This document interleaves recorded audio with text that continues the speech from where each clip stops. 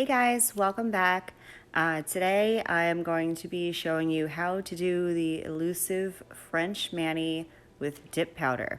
Now this took me a good few times to get right, but once you understand how to actually do this technique, it's almost foolproof. So let's get into some of the stuff that we're going to use to achieve this look.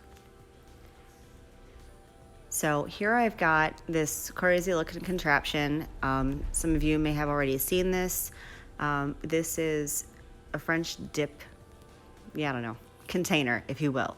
It's by Makartt. I got it on Amazon. It was $8 and worth every penny, let me tell you.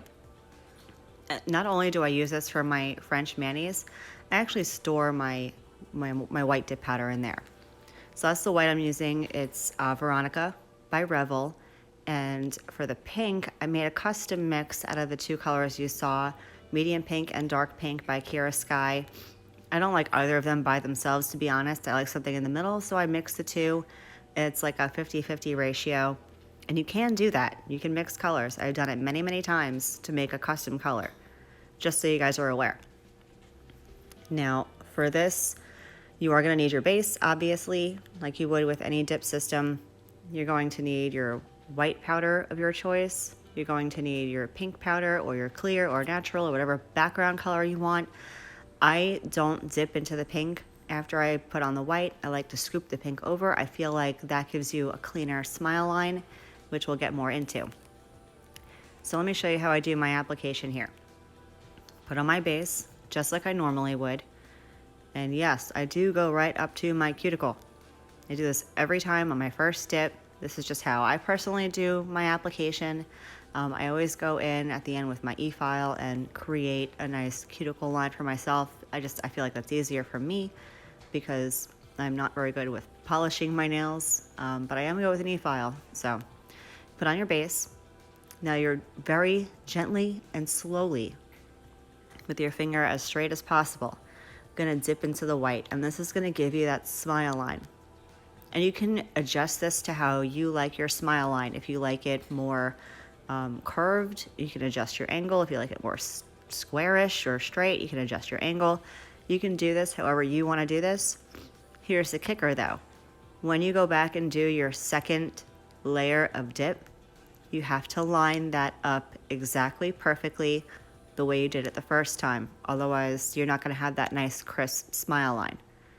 So anyway, after I dip into the white and I have it the way I like it, I usually go in twice with the white, then I'll pour over the pink. And sometimes your base will dry. It just depends on your base. This is again why I like using triple vitamin, because I find that the dry time is a bit slower than some of the other bases I've tried. You still have to work relatively quickly, and I find that the second layer of dip always takes a little bit longer to dry. Maybe it's because the powder absorbs it. I don't know the science behind it. So any spots that you missed will get coverage on your second layer. So don't panic too much about that. I'm sure you guys already know that's kind of how it works. So once again, I'm going into my base first, and I do the entire nail from cuticle to free edge. And if you do, the 3/4, half, whatever system it is, you can still do this. But I would tell you to do is go into your natural or your clear, if you want to do that, first to your 3/4, and then start doing the color. I just don't do that because I don't feel a need to. I feel like it makes your nail too thick. But again, that's just me. I don't like my nails super thick. I like them more natural. And I dip into the white. Now this is important. When you're tapping off your excess powder, you want to point your finger completely down, because you want to point your finger down in the direction you want the powder to go. You don't want your powder to go up over your smile line, because that's just going to make it not look as clean and as straight and cut as you want it to. You're going to almost make it look like an ombre if that's the look you're going for. That's fine, but for this, you don't want that to happen. So again, dipped into the white, got my smile line where I wanted it, and then I covered it with the mix of pink that I made.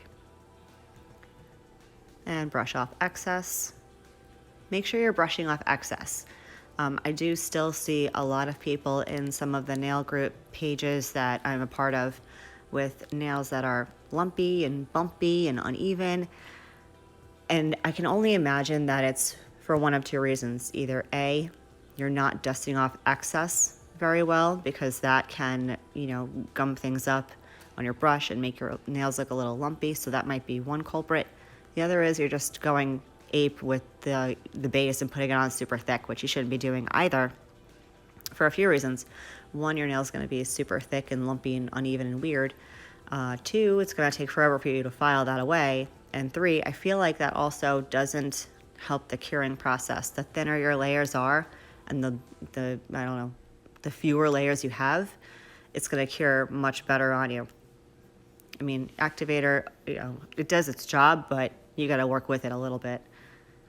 So again, into my white powder, I line it up perfectly to get my smile line the way I like it. And this is going to take trial and error. I would highly recommend not doing 2 layers if you're not happy with it. If you're not happy with your first layer of white, just acetone it away and start over again. And this has a pretty significant learning curve. Like I said, I've tried using the other dip trays. I got one from Kiara Sky, matter of factly, and it does work. But this I found was much easier for me to work with, especially with my other hand. So it's a matter of personal preference. If you're happy with the dip tray that you have from whatever nail company you bought it from, by all means use that one. I happen to like this one. Plus it was a little bit cheaper actually than buying off one of the other companies' websites. So I zoomed in here a little bit because I'm not sure if you can see as well as I want you guys to, for the purpose of figuring this all out. But I am very, very slow and meticulous and intentional with how I dip my nail into that French white, just because I want to make sure that smile line is exactly how I like it. And if you're as OCD and anal retentive as I am, I also have to make sure that all of my nails have approximately the same size white tip. I like them all to match. I like them all to look the same. Otherwise, I'm a nitpicker and it'll bug the heck out of me. So pinky time, and this is the pinky with the little tea bag repair. That poor little pinky. I don't even know what happened to it. I don't know if I snagged a corner of it on a paper towel when I was doing a soak off or what I did, and again, you do this the same way on, any kind of extension or tips of any sort, whether you're doing tea bag tips or, regular nail tips, extensions or whatever. I would recommend doing a couple of layers, like the 3/4, half, and full on your extension with the clear or natural color, just to build up your nail a little bit, because pigmented powder isn't as strong as clear acrylic. So if you're doing extensions with only colored acrylic, you have a good chance of something breaking or not lasting as long because it's not as strong. I keep my nails pretty short, as you guys probably know, so I'm not too worried about building up a nail or creating an apex or having that extra added strength, just because my nails are short and I'm not into manual labor of any sort. I'm a student, so I use my laptop. That's pretty much the only equipment I use is my laptop. Maybe a cast iron skillet here and there, but that's it. So unless you're doing something crazy or have crazy long nails, I wouldn't worry about too much, with building up your nail and creating that apex. So here's what I'm going to do. I'm going to go in with my second layer of the French. I'm going to go into my clear on top. And forgive me if you've heard me say this 100 times, but cap in clear. Put a layer of clear dip powder over everything. It will protect your nail when you're filing and buffing, especially when you're doing a design like this. When you're doing like a French nail or an ombre nail, you don't want to buff and file away what you just did. And you have a good chance of doing that unless you put a coat of clear dip on top of it. So I'm going to let you guys watch me do my second coat, and I'm going to let you watch me do my clear, and then I'm going to activate, and I will, maybe I'll come back. Maybe I won't. We'll see how this goes. So I'll be back with you guys in just a little bit.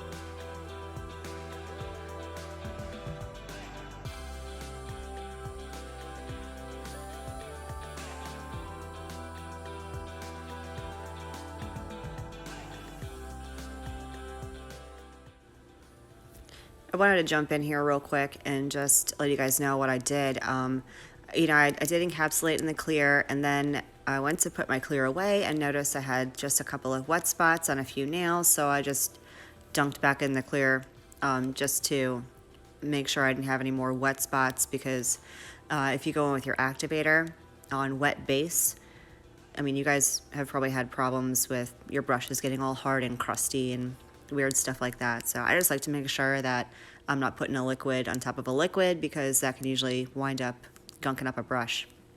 So I wanted to just let you know why I did what I did. I'm gonna let you keep watching, and I'll be back in a bit.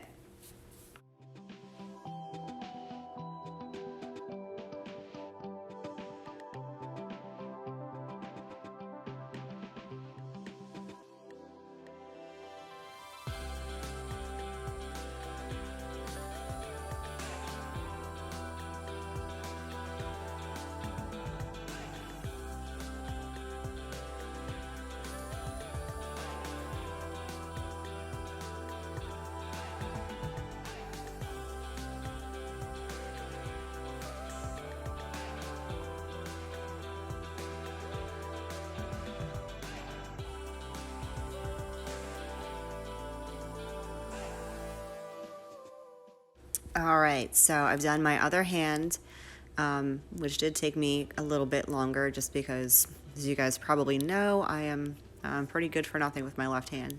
It always takes me a little bit longer to do my other hand. So now I'm gonna, hand file and get my shape down to where it needs to be.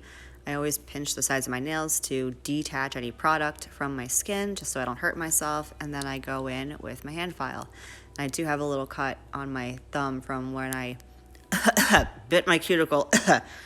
Even though I preached that you guys should never do that, I did. I'm guilty. I bit my freaking cuticle, and I'm so mad at myself. It has since pretty much healed. I was pissed. I made myself angry. So if you have any cuts or anything like that, you do want to protect them, just so to avoid further injury or infection or anything like that. Make sure you disinfect your stuff. Make sure, I have been known to put my files in the dishwasher just so they get a little bit sanitized. I'm the only one that uses my file. Each one of my kids has a different set for their nails. And, the couple of girlfriends that I have that I do their nails for, they all have their own kits. My husband has his own kit. I'm pretty good about not contaminating everyone's stuff with other people's stuff. Yes, most of them are my family, but still, especially kids. Kids have germs, man. They go to school, they take home all sorts of stuff. I don't want that anywhere near me. So, I segregate everybody when it comes to my equipment and what I use, with the exception maybe of some of my efile drill bits. But you have to sanitize that stuff anyway. So I have my files and buffers and sanding bands for each person that I do, just so nothing ucky gets spread anywhere. I'm not a germaphobe per se, but I don't like being sick. I don't know anyone who enjoys being sick, so I try to avoid that at all costs. And I really like my hands and my nails, and I like doing what I do for you guys with the videos and stuff, and the last thing I want is some sort of crazy infection that stops me from doing what I'm doing. So you get the gist. So now that I've gotten my shape the way I like it, and I do like a nice strong square, I do round my edges a little bit just because I don't want to hurt anybody or myself with sharp ass nails. But yeah, I like my good strong square. And now we're going to get into some e-filing, which you guys have seen me do.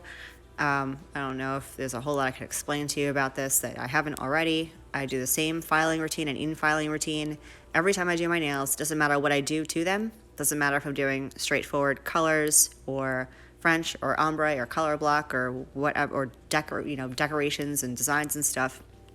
Doesn't matter. I do my same exact hand filing routine and my same exact e-filing routine every single time. So I'm going to go ahead and let you guys watch me do my e-filing for a little bit, and then I'll come back at the end. I'll see you in a bit.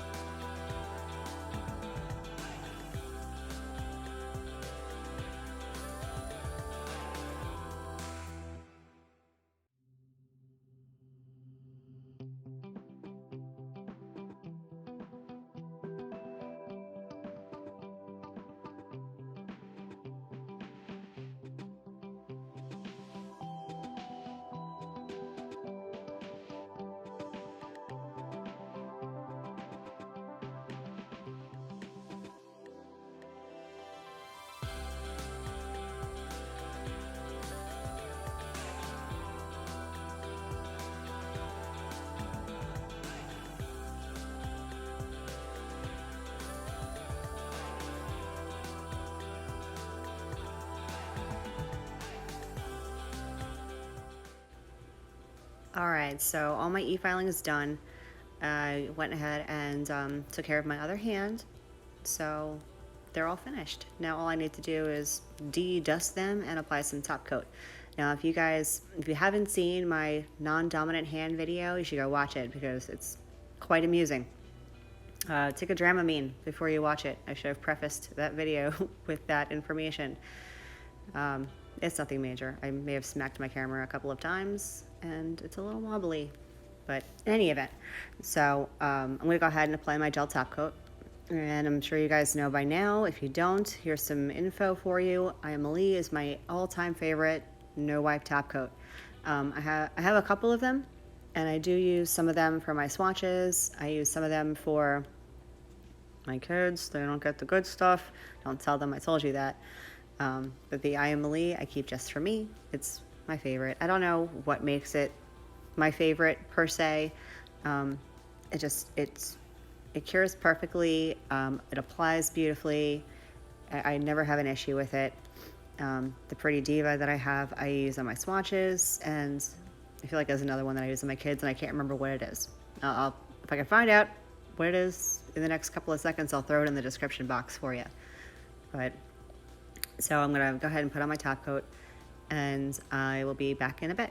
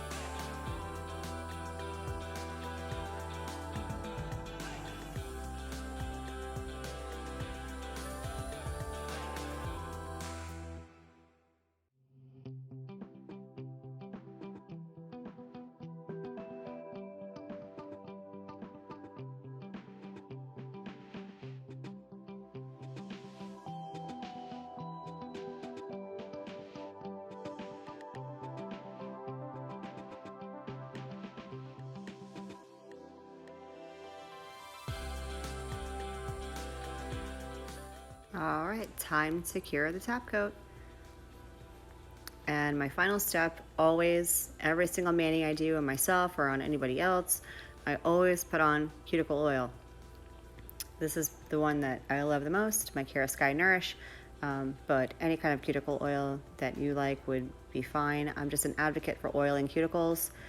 As you can see and probably tell, I don't have very many cuticles, and I attribute that to my e-file and cuticle oil. I love the two of them so much.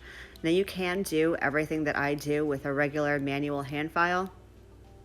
Again, this is personal preference. I'm not a big fan of hand filing. I use it only for my shape. That's it. And the reason for that is I am me and I'm a klutz and I'm awkward, and when I started, before I had an e-file, I used my hand file, and I brutalized my cuticles so badly. I shred them up, and I feel like I don't do that with the e-file, so that's why I use the e-file. But if you want to use your hand file to do your smoothing and contouring, then by all means use your hand file. Go at it. Go ham on those nails. Just don't hurt your cuticles and keep them oiled. So I hope you found this helpful. I hope you guys enjoyed it. I love this French manicure look. It's so classy and elegant and beautiful. And yeah, so let me guys know what you thought, and if you liked it and found it useful, and if you want to see anything else. I'll see you guys in the next vid. Love you, bye.